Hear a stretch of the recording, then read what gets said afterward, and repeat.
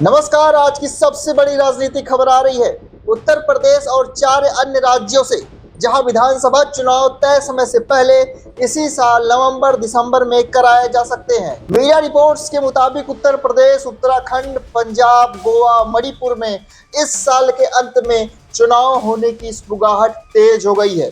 आखिर इसका क्या कारण है? इसका मुख्य कारण है राष्ट्रीय जनगणना। दरअसल इन 5 राज्यों में फरवरी-मार्च 2027 में विधानसभा चुनाव प्रस्तावित हैं, लेकिन इस दौरान अगले साल 9 फरवरी से 28 फरवरी तक राष्ट्रीय जनगणना का दूसरा चरण भी शुरू होना है। इस चरण में राज्य के कर्मचारी घर घर जाकर लोगों की सामाजिक और आर्थिक जानकारी जुटाएंगे।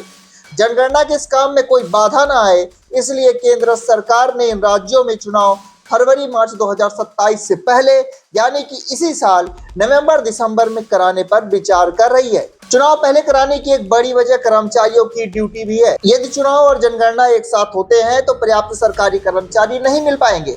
आंकड़ों की बात करें तो इन कामों के लिए अकेले यूपी में कम से कम 5.5 लाख कर्मचारियों की जरूरत पड़ेगी। वहीं पंजाब में 2 लाख और उत्तराखंड, मणिपुर तथा गोवा में 50-50 हजार सरकारी कर्मचारियों की आवश्यकता होगी। इस सुगबुगाहट को देखते हुए भारतीय जनता पार्टी पूरी तरह से एक्शन में आ गई है।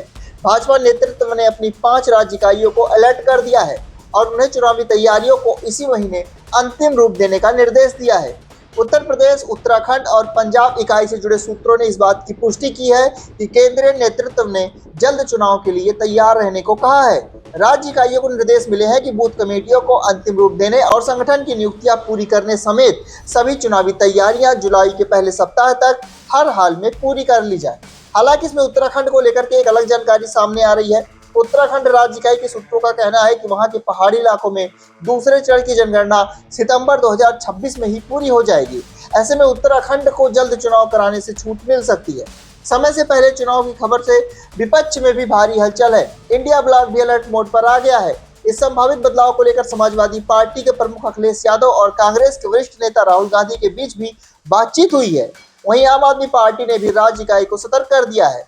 आप मुखिया अरविंद केजरीवाल ने शुक्रवार को पंजाब में चुनाव नवंबर में होने की जानकारी देते हुए अपनी राज्य इकाई को तैयारियां तेज करने के निर्देश दिए हैं।